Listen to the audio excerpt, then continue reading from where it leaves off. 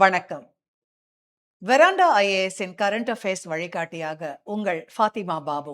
இந்த வீடியோல வரப்போற 2026 டிஎன்பிஎஸ்சி குரூப் 1 எக்ஸாம்ல கண்டிப்பா கேட்கறதுக்கு சான்ஸ் இருக்கிற முக்கியமான சில நியூஸை ப்ரீவியஸ் இயர் கொஸ்டின் அனாலிசிஸோட பார்க்க போறோம். வாங்க பார்க்கலாம். நியூஸ் 1.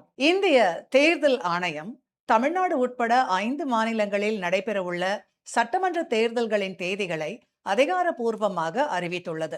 இந்த தேர்தல் அறிவிப்பு வெளியான உடனே அந்த மாநிலங்கள்ல மாடல் கோட் ஆஃப் கான்டக்ட், அதாவது தேர்தல் நடத்தை விதிகள் உடனடியாக அமலுக்கு வந்துவிட்டது. இந்த தேர்தல் பல கட்டங்களாக நடைபெறும் என்று தேர்தல் ஆணையம் தெரிவித்துள்ளது. தேர்தல் அட்டவணையில் வேட்புமனு தாக்கல் தொடங்கும் தேதி, வேட்புமனு சரிபார்ப்பு நாள், வேட்புமனு திரும்ப பெறும் கடைசி நாள், வாக்குப்பதிவு நாள், வாக்கு எண்ணிக்கை நாள், இவை அனைத்துமே விரிவாக அறிவிக்கப்பட்டுள்ளன.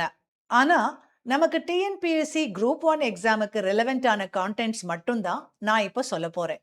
இப்போ இந்த டாபிக்கோட குரூப் 1 சிலபஸ் ரெலவன்ஸ் பத்தி பார்த்துடலாம். ப்ரிலிம்ஸ் ஜிஎஸ் சிலபஸ்ல யூனிட் 4 இந்தியன் பாலிட்டியில ஸ்டாட்டிக் ஏரியாலையும் அண்ட் கரண்ட் அஃபேர்ஸ் ஏரியாலையும் கவர் ஆகும். மெயின்ஸ்ல ஜிஎஸ் பேப்பர் 2ஓட ஃபர்ஸ்ட் யூனிட்ல கவர் ஆகும். இப்போ டீடைல்டா நியூஸ் அனாலிசிஸ் பார்க்கலாம் வாங்க. நம்ம இந்திய ஜனநாயகத்தோட மிக முக்கியமான அம்சம் தேர்தல் முறை. மக்கள் தான் ஆட்சியை தேர்ந்தெடுக்கிறாங்க. அதனால தேர்தல் நடைமுறை நியாயமானதும் சுதந்திரமானதும் ஃப்ரீ அண்ட் ஃபேர் எலெக்ஷனா இருக்கணும். இதுக்காகவே இந்திய அரசியல் அமைப்புல தேர்தல் ஆணையம் அப்படிங்கிற ஒரு சுதந்திர அமைப்பு ஆர்டிகிள் 324 மூலம் உருவாக்கப்பட்டுள்ளது. இந்த தேர்தல் ஆணையம் எப்போது தேர்தல் தேதிகளை அறிவித்தாலும் அந்த அறிவிப்பு வந்த உடனே மாடல் கோட் ஆஃப் கான்டக்ட், தேர்தல் நடத்தை விதிகள் உடனடியாக அமலுக்கு வந்துடுது. இது எதுக்குன்னா, ஆளும் கட்சி தன்னோட அதிகாரத்தை பயன்படுத்தி வாக்காளர்களை கவரக்கூடாது. எல்லா கட்சிகளுக்கும் ஒரு லெவல் பிளேயிங் ஃபீல்டு, சம வாய்ப்பு இருக்கணும் அப்படிங்கிறதுக்காகத்தான் இந்த கோட் ஆஃப் கான்டக்ட் செயல்படுத்தப்படுது. இப்போ இந்த நடத்தை விதிகள் ஒன்னொன்னா சொல்றேன், நோட் பண்ணிக்கோங்க. ப்ரிலிம்ஸ் ஆர் மெயின்ஸ்ல டைரக்டா கேட்கறதுக்கு சான்ஸ் இருக்கு. 1. விளம்பரங்களை அகற்றுதல். வெறும் 24 மணி நேரத்துக்குள்ளார அரசு இடங்களில் இருக்கிற எல்லா சுவர் எழுத்துக்கள், போஸ்டர்கள், சின்னங்களை நீக்கணும்.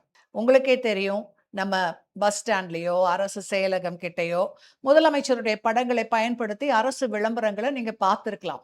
ஆனா தேர்தல் தேதி அறிவிச்ச பின்னாடி, இந்த மாடல் கோட் ஆஃப் கான்டக்ட் நடைமுறைக்கு வந்த பின்னாடி அந்த மாதிரியான படங்களை உடனடியாக நீக்கணும், இல்லைன்னா மறைக்கணும். அதை நீங்க இத்தனை எலெக்ஷன்ஸ்ல பலமுறை நீங்களே பார்த்து உணர்ந்திருப்பீங்க. அடுத்தது, பொது இடங்கள், பப்ளிக் ஸ்பேசஸ்ல, பேருந்து நிலையம், ரயில்வே ஸ்டேஷன், மின்சார கம்பங்கள், இது மாதிரி இடங்கள்ல 48 மணி நேரத்துக்குள்ளார அகற்றணும். தனியார் இடங்கள், பிரைவேட் ப்ராப்பர்ட்டி, ஒரு தனி நபரோட வீட்டுல விளம்பரம் இருந்தா அதை அகற்றுறதுக்கு 72 மணி நேரம் டைம் இருக்கு. இதை சரியா செய்யலைன்னா அது தேர்தல் ஆணையத்தோட உத்தரவை மீறினதா ஆகிடும். 2. அரசு வாகனங்கள் மற்றும் கட்டிடங்கள். அடுத்தது, அரசு இயந்திரத்தை பயன்படுத்துறதுல இருக்கிற கட்டுப்பாடுகள். அமைச்சர்கள் அல்லது அரசியல்வாதிகள் தங்களோட சொந்த பயன்பாட்டுக்கோ அல்லது தேர்தல் பிரச்சாரத்துக்கோ அரசு வாகனங்கள், விமானங்கள், ஹெலிகாப்டர்களை பயன்படுத்தவே கூடாது. அரசு மாளிகைகள், சர்க்கியூட் ஹவுசஸ், டாக் பங்களோஸ், இதுல ஆளுங்கட்சி மட்டும் தங்கக்கூடாது. எதிர்கட்சிகளுக்கு சமமான உரிமை உண்டு. ஆனா அங்க தங்கி இருக்கும் போது எந்த ஒரு அரசியல் கூட்டமோ அல்லது பிரச்சாரமோ செய்யக்கூடாது. 3. அமைச்சர்கள் மற்றும் அதிகாரிகளுக்கான கட்டுப்பாடுகள். இதுதான் ரொம்ப சென்சிட்டிவான பகுதி. ஒரு அதிகாரிக்கு இதுல நிறைய பொறுப்புகள் இருக்கு. புதிய திட்டங்கள், நியூ ஸ்கீம்ஸ், தேர்தல் அறிவிப்புக்கு அப்புறம் எந்த ஒரு புதிய நிதி ஒதுக்கீட்டையோ அல்லது திட்டத்தையோ, நியூ அனௌன்ஸ்மெண்ட்ஸ், ஃபினான்ஷியல் கிராண்ட்ஸ் அமைச்சர்கள் அறிவிக்க முடியாது. அதிகாரிகள் இடம் மாற்றம், டிரான்ஸ்ஃபர்ஸ், தேர்தல் பணியில இருக்கிற அதிகாரிகளை மாத்துறதுக்கோ அல்லது புதுசா நியமிக்கிறதுக்கோ தேர்தல் ஆணையத்தோட முன் அனுமதி, ப்ரையர் பர்மிஷன் கட்டாயமா வேணும். அலுவல் ரீதியான பயணம். அமைச்சர்கள் தங்களோட அலுவல் ரீதியான பயணத்தையும் அபிஷியல் விசிட்டையும் தேர்தல் பிரச்சாரத்தையும் ஒன்னா பண்ணவே கூடாது. 4. பொது இடங்கள் மற்றும் பள்ளி மைதானங்களை பிரச்சாரம் பண்ணறதுக்கு ஒதுக்குறதுல ஒரு பெரிய ரூல் இருக்கு. சம வாய்ப்பு அனைவருக்கும், யாருக்கும் மொனோபொலி கிடையாது. ஆளுங்கட்சி மட்டும்தான் பெரிய கிரவுண்டை பயன்படுத்தணும்னு சொல்ல முடியாது. முதலில் வருபவருக்கே முன்னுரிமை, ஃபர்ஸ்ட் கம் ஃபர்ஸ்ட் சர்வ்ட் அப்படிங்கிற அடிப்படையில தான் எல்லா கட்சிகளுக்கும் அனுமதி தரணும்.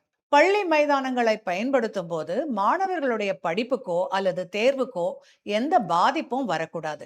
எக்ஸாம் பெர்ஸ்பெக்டிவ்ல பார்த்தா மாடல் கோட் ஆஃப் கண்டக்டுக்கு சட்டப்பூர்வ அந்தஸ்து, ஸ்டாட்யூட்டரி பேக்கிங் இருக்கான்னு ஒரு கேள்வி வரும். மாடல் கோட் ஆஃப் கண்டக்டுக்கு நேரடியா சட்டப்பூர்வ அந்தஸ்து கிடையாது.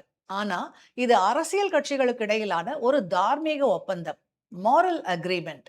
இருந்தாலும் இதோட விதிகளை மீறினா மக்கள் பிரதிநிதித்துவ சட்டம் 1951 ரெப்ரசன்டேஷன் ஆஃப் பீப்புள் ஆக்ட் 1951 மூலமா நடவடிக்கை எடுக்க முடியும். ஃபைனலா சில பாயிண்ட்ஸ் மட்டும் ஞாபகம் வச்சுக்கோங்க. தேர்தல் நடத்தை விதிகள் எதுக்காக? தேர்தல் நேர்மையை உறுதி செய்யறதுக்காக, அரசு அதிகார துஷ்பிரயோகத்தை தடுக்கிறதுக்காக, அனைத்து தரப்பினருக்கும் சம வாய்ப்பு அளிக்கிறதுக்காக. இந்த தேர்தல் விதிமுறைகள் அரசியல்வாதிகளுக்கும் அதிகாரிகளுக்கும் மட்டும் இல்ல, பொதுமக்களாகிய நமக்கும் இதுல பெரும் பொறுப்பு இருக்கு.